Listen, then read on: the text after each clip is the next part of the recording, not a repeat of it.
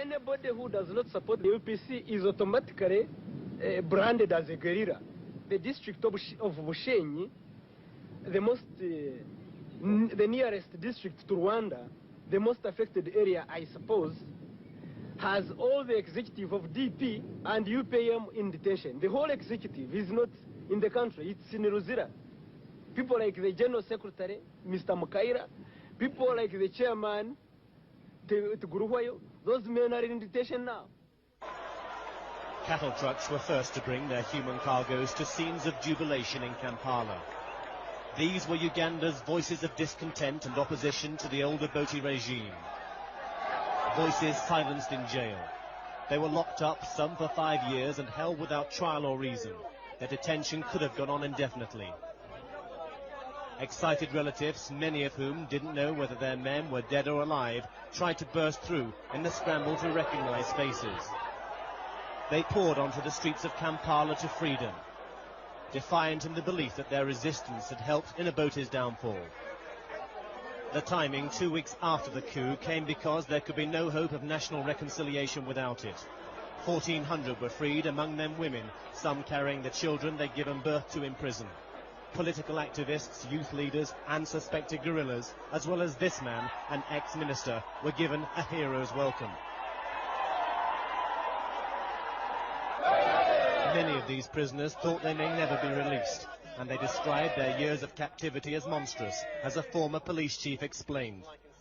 They were very bad, horrible. Food, there's no medical attention. At times we went without food for days. The capital had much to celebrate, and people relaxed for the country's first public gathering under the new military leadership.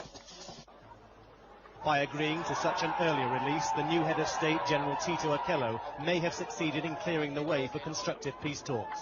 People are tired of the bloodshed, tired of seeing their country destroyed by greed and persecution. This day of liberation gives Ugandans new hope that it may be a fresh start. Brent Sadler, ITN, Kampala. My name is Dr. Warren Amara. I was arrested in the mid of November 1982 from theater in one of the hospitals in Kampala. I was operating on a woman who had a problem of delivery, and some two men forced their way into theater. And they asked me whether I was Dr. Namara or another doctor. I asked them what they wanted, but they were not willing to listen to the story. So all they did, they grabbed me by my own armpits and threw me out to a waiting car, a UVO 192 Peugeot 403. And I have never known what happened to the lady I was operating on. I don't know even what happened to the baby, because this was supposed to be a cesarean section. So this was around 6:30 in the evening. I was taken to Makinde military police, and where I witnessed the most horrifying time in my life. Right?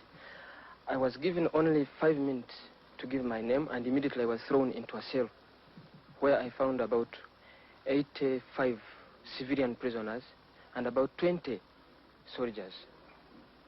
So inside the cell, I was removed of my spectacles, my shoes taken off, my shirt and my trousers, and I was left with an underpant. And in the middle of the night, I was called out again, beaten, whipped, and asked a number of other questions, some of which I did not understand. They asked me, "What do you do?" I told them, "Look, I'm a doctor, a medical doctor. I treat patients. And that's all I do. That's what I have been doing throughout." And they didn't tell you why they arrested you? No, they didn't tell me. But all they were asking me is, they asked me whether I was a guerrilla or not. And I told them, look, guerrillas, when they talk about them in Kampala, they are not in the city, they are in the bush.